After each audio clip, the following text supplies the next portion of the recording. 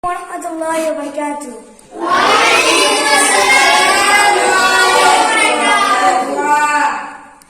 Alhamdulillahi wahdah wassalatu wassalamu ala man la nabiyya ba'dah.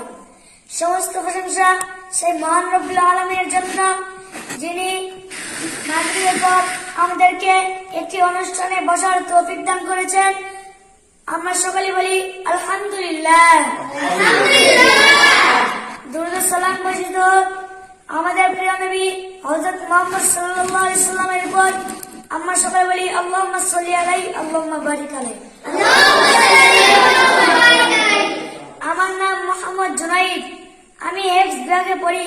আমি একটি হাদিস বলবো। عن أبي الدرداء رضي الله عنه قال قال رسول الله صلى الله عليه وسلم من حافظ 10 آيات من أول سورة الكهف عصم من الدجال।